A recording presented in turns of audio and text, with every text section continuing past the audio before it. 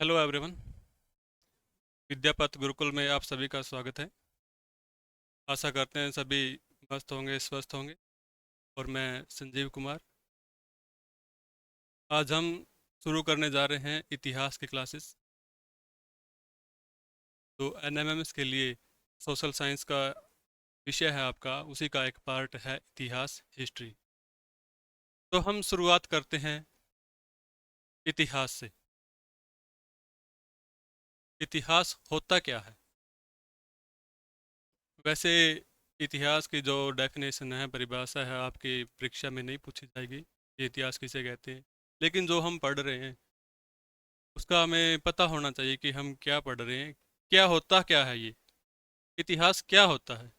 इतिहास बेसिकली तीन शब्दों से मिलकर बना है। इति है और आस।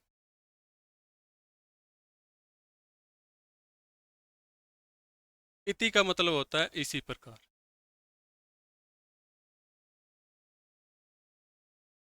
हैदमास इसका मतलब होता है हुआ था।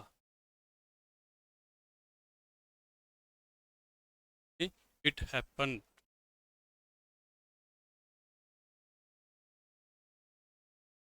यानी ऐसा हुआ था।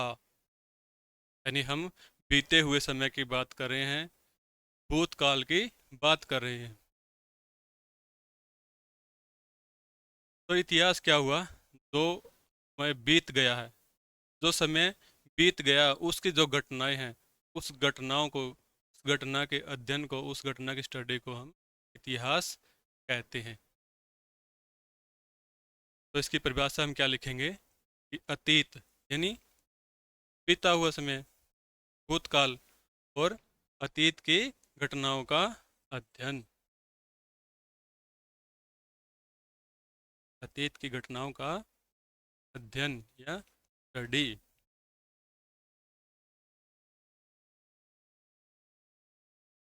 हम अतीत की जो घटना हुई है, जो हमारे बीते हुए समय में जो घटना हुई है, उन घटनाओं का अध्ययन करते हैं, उनकी स्टडी करते हैं। तो उसको बोलते हैं हम इतिहास। उस अध्ययन को, स्टडी को क्या बोलते हैं? इतिहास, हिस्ट्री।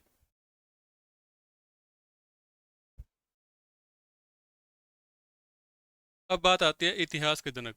एक आपने सुना होगा इतिहास का जनक। इतिहास का जनक या पिता किसे कहा जाता है? इतिहास का जनक या पिता कहा जाता है हेरोडोटस को। हेरोडोटस। ये यूनान से थे।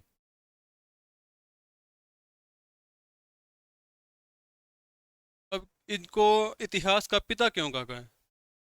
किसी भी विषय को या किसी भी चीज का जनक होता है या पिता होता है, क्यों कहा जाता है उसको? क्योंकि उस व्यक्ति ने उस विषय पर सबसे पहले लिखना शुरू किया या फिर उस पर काम करना शुरू किया, इसलिए उसको उसका जनक या पिता कहा जाता है। तो जो इतिहास पर सबसे पहले, जो इतिहास सबसे पहले लिखा था वो हेरोडोटस ने लिखा, इसलिए इसको इतिहास का जनक या पिता कहा जाता है। और इसकी, इसने जो पुस्तक लिखी थी, उस पुस्तक का नाम था स्टोरी।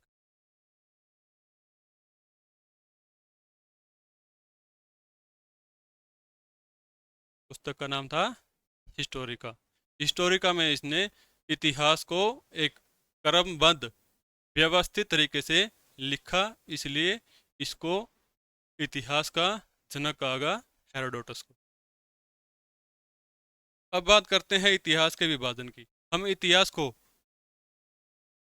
पढ़ने के लिए, जब हम इतिहास की स्टडी करते हैं, इतिहास को पढ़ते हैं, तो इसको बेसिकली तीन कालखंडों में बांटकर हम पढ़ते हैं। तीन कालखंडों में बांटकर इतिहास को हम पढ़ते हैं। पहला कालखंड कौन सा है? प्रागैतिहासिक काल। प्रागैतिहासिक काल। और दूसरा आद्य ऐतिहासिक काल।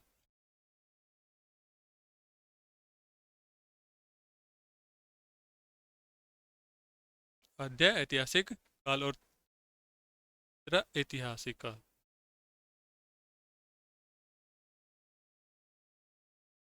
अब प्राग ऐतिहासिक काल कौन सा काल था? इस काल में, यानी प्राग ऐतिहासिक काल में, लेखन का ज्ञान नहीं था मनुष्य।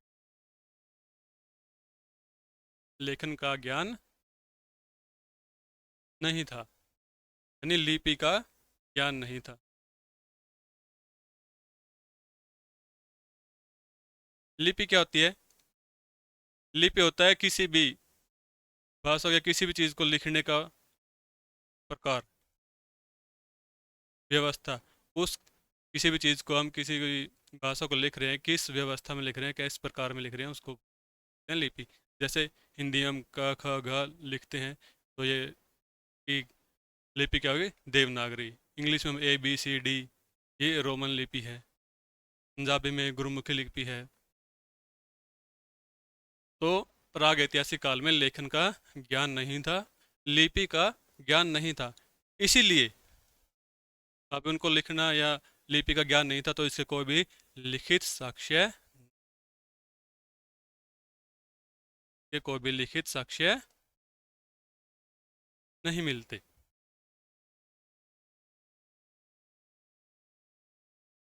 अब आद्य ऐतिहासिक काल में क्या हुआ?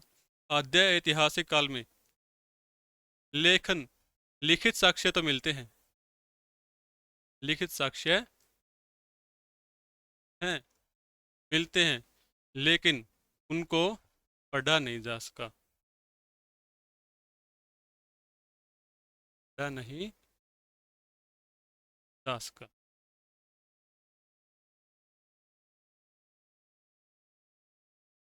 इनके जो आद्य ऐतिहासिक काल था उसमें जो लिपि थी, इनकी लिपि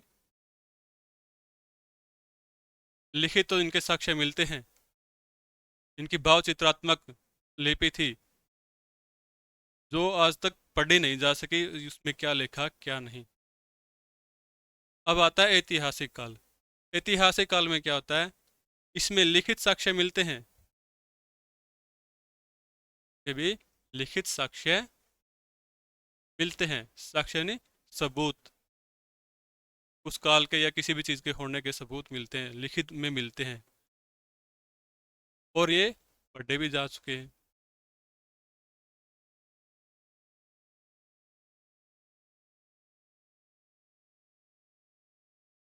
लिखित साक्ष्य जैसे अशोक के जो अभिलेख हैं, अशोक के अभिलेख मिले हैं, जो ऐतिहासिक काल है, साक्ष्य हैं, जिनको हम पढ़े पढ़े जा चुके हैं वो। तो ये थे, हम इतिहास को तीन कालखंडों में बांटकर, तीन हिस्सों में बांटकर पढ़ते हैं। सबसे पहला होता है प्राग ऐतिहासिक काल, जिसमें कोई भी लेखन का ज्ञान नहीं था, लिपि का ज्ञान नहीं था, इसीलिए इसके कोई भी लिखित साक्ष्य नहीं मिलते। दूसरा आद्य ऐतिहासिक काल, इसमें लिखित साक्ष्य मिलते हैं, लेकिन उन साक्ष्यों को, उन लिखित साक्ष्यों को पढ़ा नहीं जा चुका आज तक। तीसरा ऐतिहासिक काल, जिसमें लिखित साक्ष्य मिलते हैं और उन्हें पढ़ा भी जा चुका, जैसे अशोक के अभिलेख।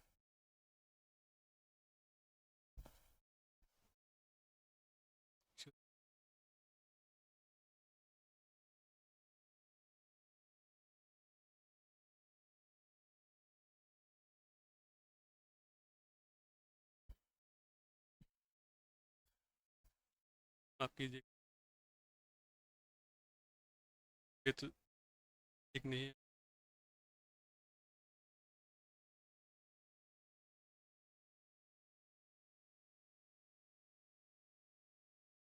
नेक्स्ट, हमने इतिहास को बांट लिया तीन भागों में। अब पहले उसके जो पहला भाग है प्राग ऐतिहासिक काल, उसकी बात करते हैं हम। प्राग ऐतिहासिक, इसको प्राग ऐतिहासिक भी बोल सकते हैं हम, प्रागई ऐतिहासिक, ऐसा भी आपकी बुक में लिखा मिल सकता है, कंफ्यूज नहीं होना। तो प्राग ऐतिहासिक काल या प्रागई ऐतिहासिक काल है, उसको भी आगे हम तीन भागों में बांटकर पढ़ते हैं।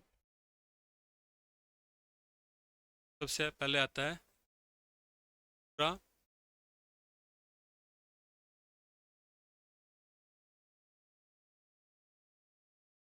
दूसरा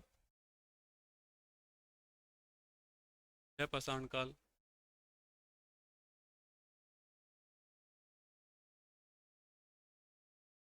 तीसरा नव पाषाण।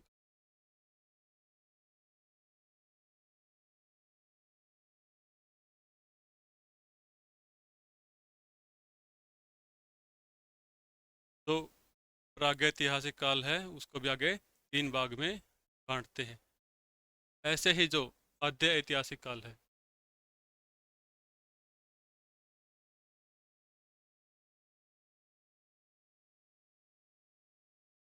आद्य ऐतिहासिक, इससे पहले बात कर लेते हैं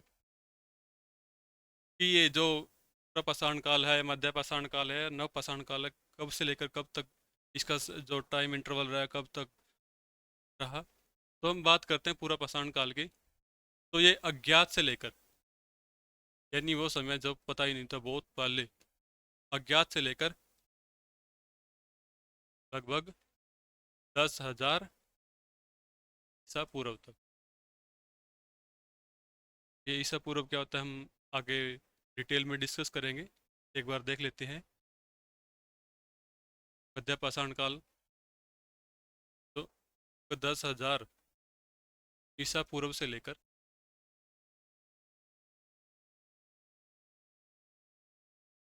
4,000 का पूर्व तक। और नव पाषाण काल लगभग 4,000 का पूर्व से लेकर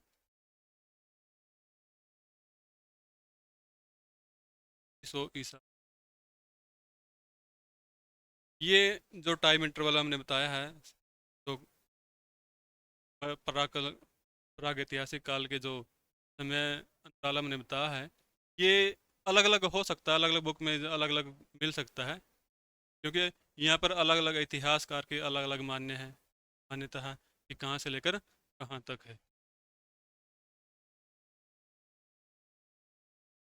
तो आगे देखते हैं हम जो है ऐतिहासिक काल। आद्य ऐतिहासिक काल को भी हम आगे दो पार्ट में डिवाइड करते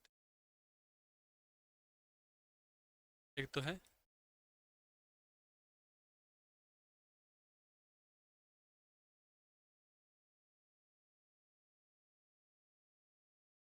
सभ्यता और एक वैदिक काल।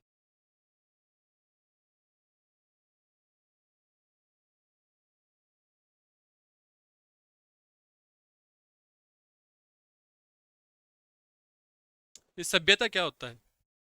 सभ्यता बेसिकली किसी भी समुदाय या किसी भी लोगों को समूह है, तो जो रहने का ढंग है, तो जो लिखने का ढंग है, उनकी क्या लिपि है, कैसे वो रहते हैं, क्या खाते हैं, कौन सी कृषि करते हैं, कौन से पशुओं को पालते हैं, वो ढंग, उन लोगों का रहने का ढंग, उसको बोलते हैं हम सभ्यता। उसको बोला जाता है सभ्यता। तो जो सिंधु घाटी सभ्यता, इसका काल रहा था लगभग 2500 पूर्व से 150 ईसा पूर्व। कहीं पुस्तक में, कहीं पर बुक में ये 2350 भी मिल सकता है, क्योंकि अलग अलग इतिहासकार के अलग अलग मान्यता।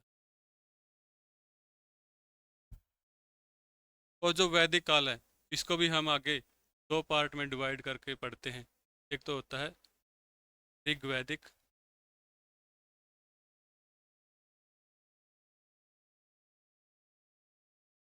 वैदिक काल है, ऋग्वैदिक सभ्यता, ऋग्वेद की स्थापना की, ऋग्वेद लिखा है। और दूसरा है उत्तर वैदिक काल, बाकी के जो तीन वेद हैं वो लिखे गए थे। जो ऋग्वैदिक काल है, ये माना जाता है लगभग 1500 ईसा पूर्व से 1,000।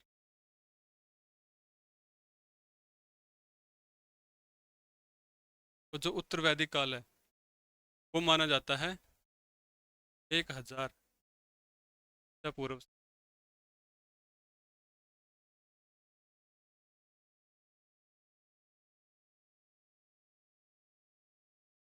तो ये था हमारा इतिहास का विभाजन। इतिहास का विभाजन कैसे हो गया? पहले हम तीन पार्ट में, तीन कालखंड में उसको, इतिहास को डिवाइड किया, विभाजित किया। कौन से? प्रागैतिहासिक काल, आद्य ऐतिहासिक काल और ऐतिहासिक काल। फिर प्रागैतिहासिक काल को भी तीन तीन कालखंड में हमने बांटा। पुरापाषाण काल, इसके बारे में हम, इनके बारे में डिस्कस, डिटेल से डिस्कस करेंगे। ओके। पुरापाषाण काल, मध्य पाषाण काल और नवपाषाण काल। जो आद्य ऐतिहासिक काल था उसको भी हमने आगे दो पार्ट में, दो कालखंडों में डिवाइड कर दिया। एक तो सिंधु घाटी सभ्यता और एक वैदिक सभ्यता। वैदिक सभ्यता भी आगे दो कालखंडों में, दो पार्ट में डिवाइड हो गई। ऋग्वैदिक काल और उत्तर वैदिक काल। ऋग्वैदिक काल जिसमें ऋग्वेद की स्थापना हुई, और उत्तर वैदिक काल जिसमें जो बाकी के तीन वेद बच गए हमारे, वेदों की स्थापना हुई, वेद लिखे गए। अब बात करते हैं ऐतिहासिक काल की।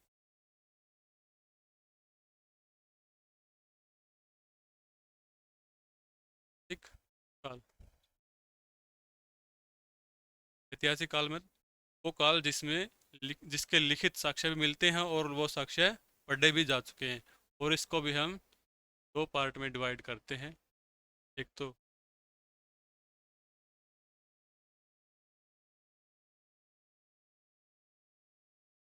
मेडिवल इंडिया, नहीं, जय भारत,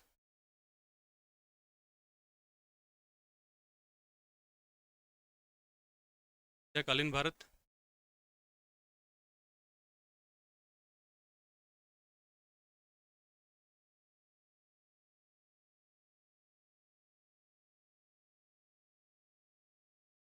और एक आधुनिक भारत।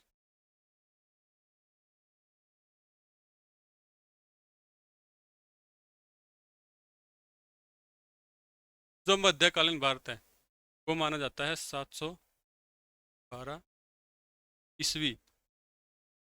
ये एक वर्ड और आ गया है, पहले था हमारा ईसा पूर्व और ये ईस्वी। दोनों को हम डिटेल से अभी पढ़ेंगे, बताएंगे क्या होता है ये ईसा पूर्व और ईस्वी। 712 ईस्वी से 1707 ईस्वी। और जो आधुनिक भारत है उसका कालखंड माना जाता है 1707 ईस्वी से 1947 तक, यानी जब हमारा भारत आज़ाद हुआ। आज़ाद भारत तक आधुनिक भारत के इतिहास में बांट। ये ऐसे ही नहीं हमने कालखंडों में डिवाइड की, इनका भी कुछ रीजन है। ये समय जब 712 में, 712 में ईस्वी में क्या हुआ, मोहम्मद बिन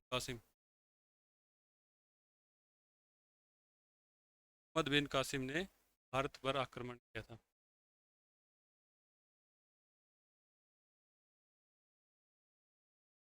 पर आक्रमण किया, और यहाँ से मोहम्मद बिन कासिम से के आक्रमण से ही भारत पर जो मुस्लिमों का आधिपत्य है वो स्थापित होना शुरू।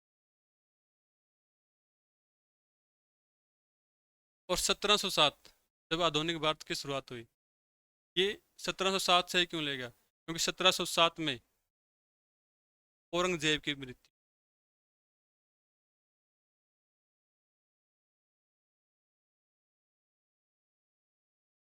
1707 में क्या हुआ? औरंगजेब की मृत्यु हुई। औरंगजेब का तो तो एक बहुत ही शक्तिशाली मुगल बादशाह था, मुगल राजा था, जिसकी मृत्यु के बाद जो मुगलों का पतन शुरू हुआ और अंग्रेजों के आधिपत्य स्थापित होना शुरू हो गया भारत पर। तो औरंगजेब की मृत्यु और मोहम्मद बिन कासिम के आक्रमण से भारत में क्या हुआ, दो युगों का एक शुरुआत हुई। इसीलिए इन दो अलग अलग युगों को हम दो अलग अलग कालखंडों में बांटकर पढ़ते हैं।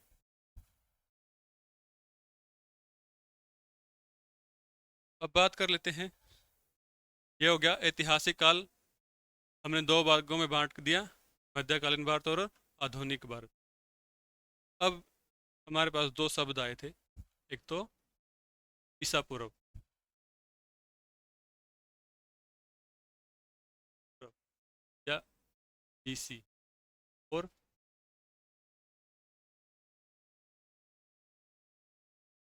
तेरे-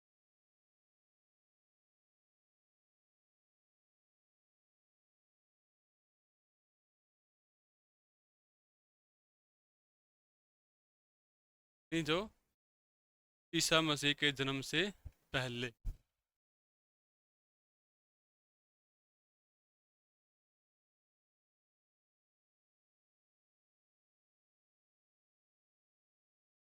प्रोनाउंसिएशन अलग अलग हो सकता है। तो ईसा पूर्व और ईसवी, ये क्या होता है एक्चुअली? ये एक कालखंड माना है, ये भी एक समय गणना है। तो अभी कैलेंडर चल रहा है हमारा, अभी कैलेंडर में हम है 2026 जो चल रहा है, ये कैलेंडर एक्चुअल है कौन सा? ग्रेगोरियन, ग्रेगोरियन कैलेंडर है ये।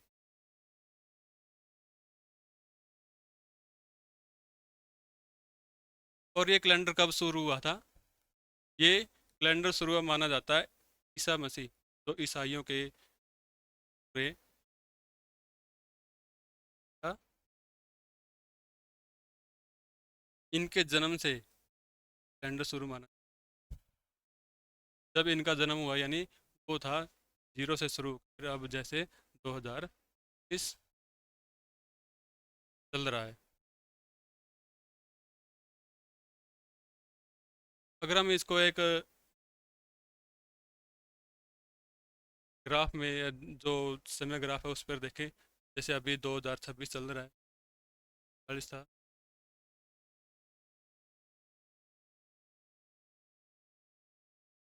1857 भी आया था, जीरो हुआ, फिर 563 ईसा पूर्व,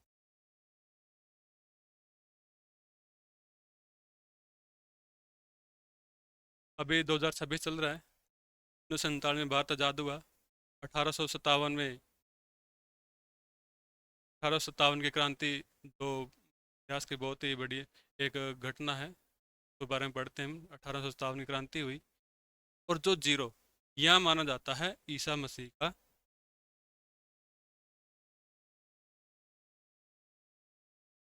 ईसा मसीह जन्म हुआ।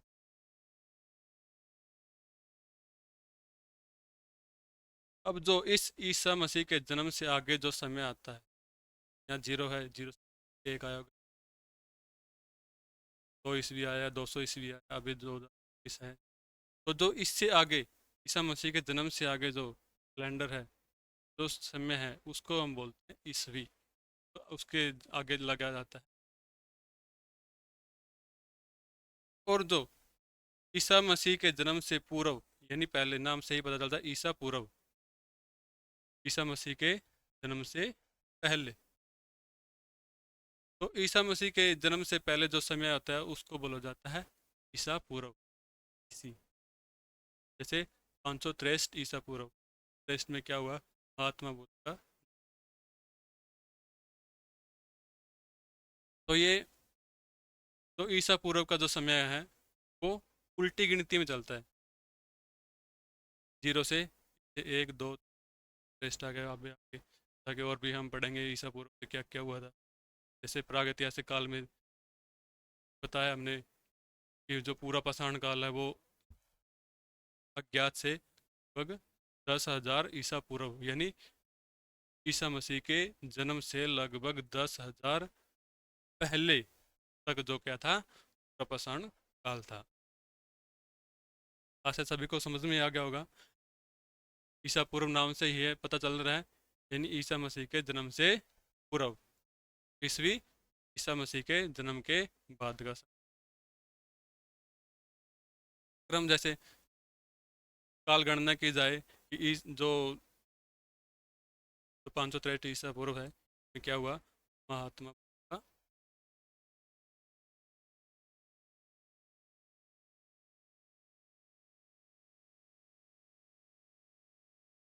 महात्मा बुद्ध का जन्म। अगर इसकी समय गणना की जाए, यहाँ से लेकर 2026 हो गई, 2025 लगा लो, 26 रहा है।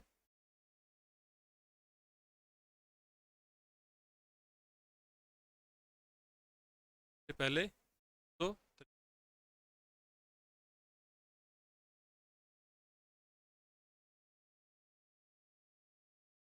लगभग 88 वर्ष पूर्व महात्मा बुद्ध का जन्म हुआ। इस समय गणना है, सभी को ये समझ में आया होगा।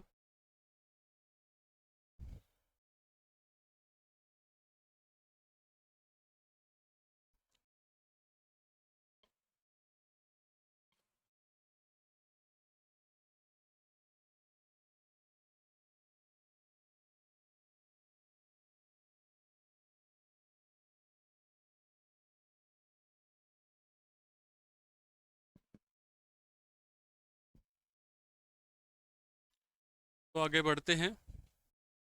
और अभी हमने इतिहास के बारे में पढ़ा, इतिहास क्या होता है, फिर उसको विभाजन पढ़ा, उसको अलग अलग कालखंडों में विभाजित किया।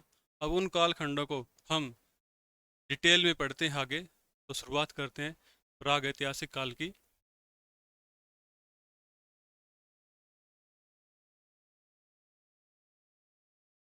ये अपने कॉपी में साथ साथ नोट करते रहेंगे, समझकर चीज़ों को। प्राग ऐतिहासिक काल। प्राग ऐतिहासिक का जो सबसे पहला आगे हमें 3 पार्ट में डिवाइड किया था प्राग ऐतिहासिक काल को भी, पुरापाषाण, मध्यपाषाण और नवपाषाण काल में। सबसे पहले पुरापाषाण काल।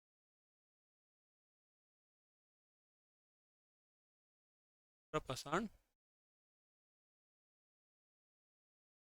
कब से अज्ञात से लेकर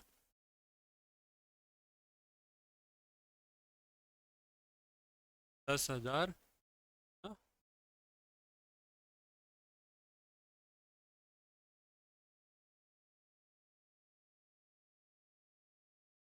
जैसे इनके नाम से ही पता चल रहा है, पुरापाषाण, पाषाण मैंने पत्थर, स्टोन, यानी हम पत्थरों की बात करें। जो इनके जो पुरापाषाण में मानव थे, उनके जो हथियार थे, जो औजार थे उनके, वो औजार भी क्या थे, पत्थरों से। औजार क्या थे, पत्थरों से।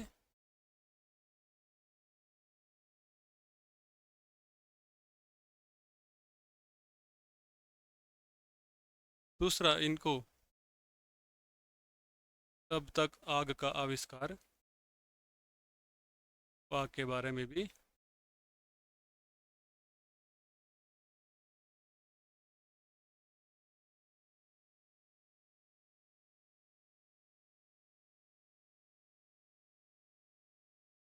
तीसरा, तो पूरा पाषाण काल में क्या था, लोगों के जो मनुष्य था, मानव था, उनके उनको वस्त्र या आवास का ज्ञान नहीं था। ना ही उनके पास आवास था, ना तो उनके पास रहने के लिए जगह, ना उनके पास पहनने के लिए कपड़े थे।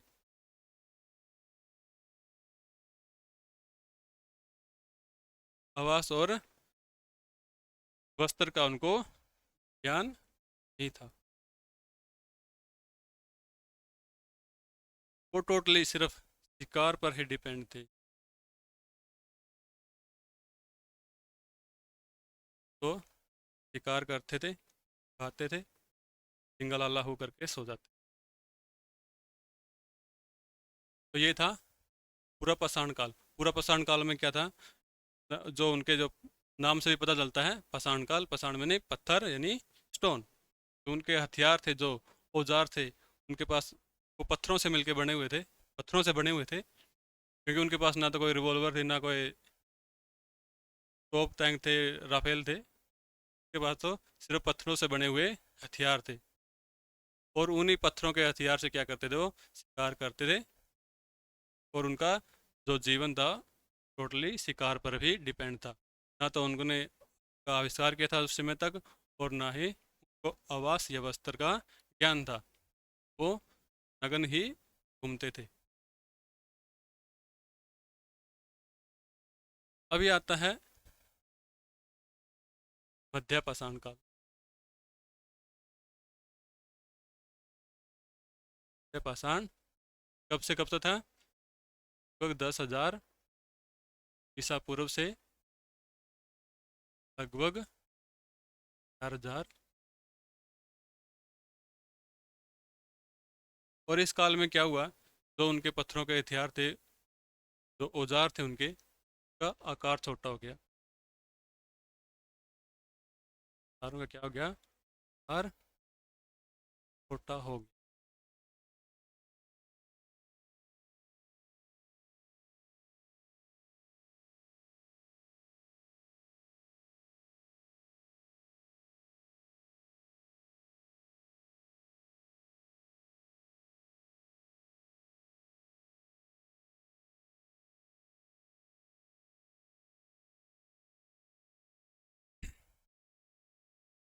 तो मध्यपाषाण काल में क्या हुआ? जो औजार थे, औजारों का आकार क्या हो गया? जिनको क्या बोलते थे? माइक्रोलिथ।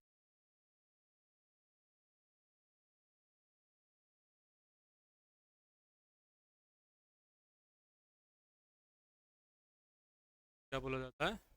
तो दूसरा, इस काल में मनुष्य ने पशुपालन का शुरुआत कर दी थी। पालन की कर दी थी।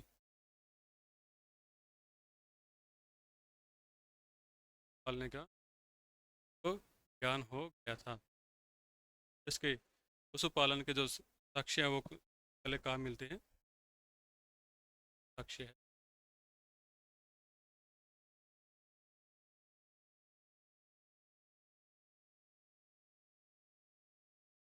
मेहरगढ़ में। साक्ष्य कहा है? हाँ?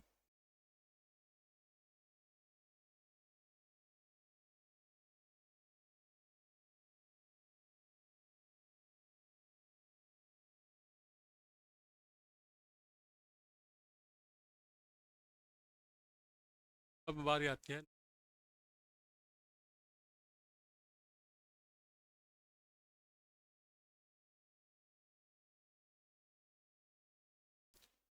नवपाषाण काल में क्या था? यानी कृषि की शुरुआत। नवपाषाण काल देखें, 4,000 ईसा पूर्व।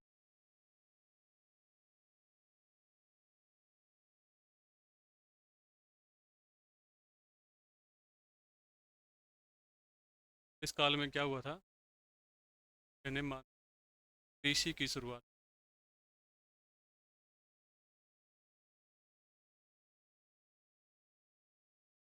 कृषि का भी इस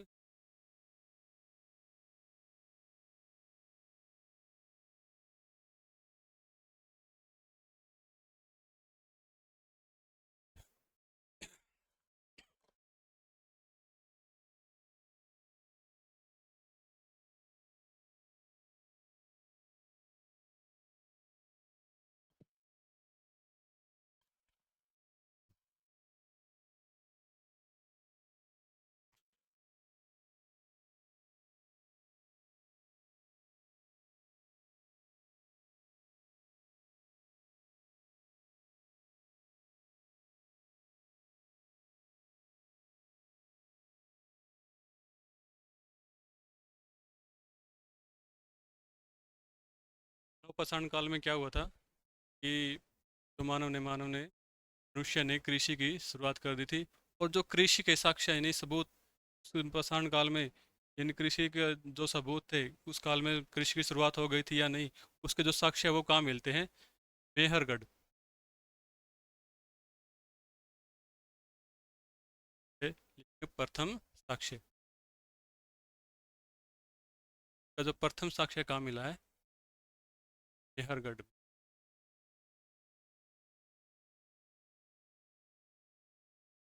शायद थोड़ा गलती कर दी, माफी चाहूँगा मैं।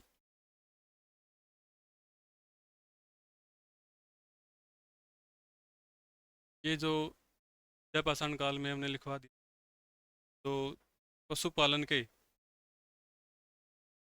पशुपालन के जो साक्ष्य है वो मेहरगढ़ और बलूचिस्तान लिखा दिया, ये थोड़ा ठीक कर लीजिएगा। पशुपालन के जो साक्ष्य हैं, पशुपालन के जो प्रथम साक्ष्य है वो मिले थे बाघौट राजस्थान में है और आदमगढ़ में, ये यूपी में, और आदमगढ़। मेहरगढ़ में क्या मिला था? कृषि के प्रथम साक्ष्य मिले थे। क्या मिला है? कृषि के प्रथम साक्ष्य, मेहरगढ़ और बलूचिस्तान।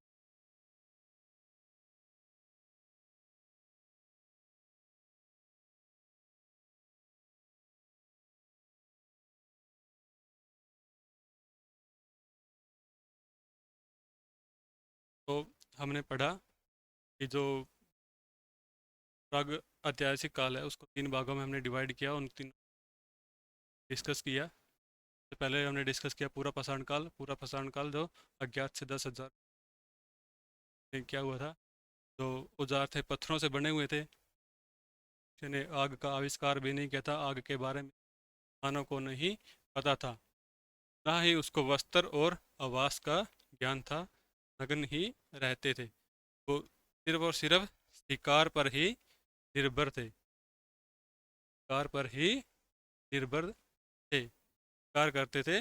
और फिर हमने पढ़ा मध्य पाषाण काल 10,000 ईसा पूर्व से 11,000 पूर्व तक।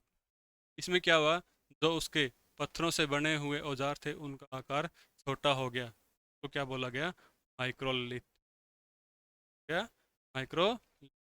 और इस काल में पशुपालन की शुरुआत, मनुष्य ने पशुओं को पालना शुरू कर दिया था, और इसके साक्ष्य कहाँ मिले हैं?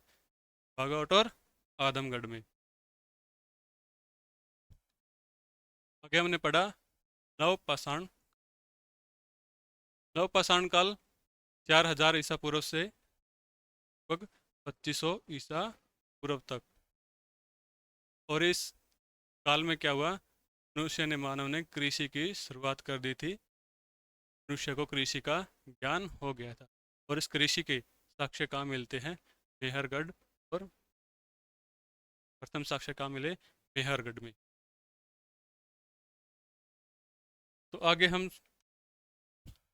बात करते हैं हमारा प्रागैतिहासिक काल यहीं तक। वैसे तो इसको भी आगे हम डिवाइड करके पढ़ते हैं, लेकिन आपका जो लेवल है 8वीं के लेवल से देखते हुए इतना ही हम पढ़ेंगे प्रागैतिहासिक काल के बारे में। तो आगे शुरू करते हैं आद्य ऐतिहासिक काल।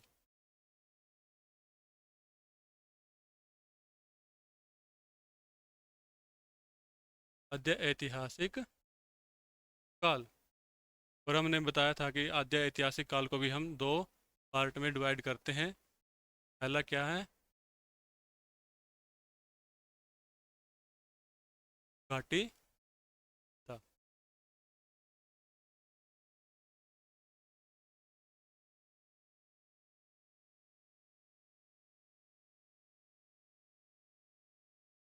सिंधु घाटी सभ्यता, सभी हेडिंग डालेंगे सिंधु सिंधु घाटी सभ्यता। और इस सिंधु घाटी सभ्यता को हम नेक्स्ट क्लास में पढ़ेंगे। आज के लिए इतना ही। थोड़ा हेल्थ इशू के कारण आज लंबे क्लास नहीं ले पाएंगे, तो सिंधु घाटी सभ्यता सभी हेडिंग डालेंगे और इसको पढ़ेंगे हम नेक्स्ट क्लास में।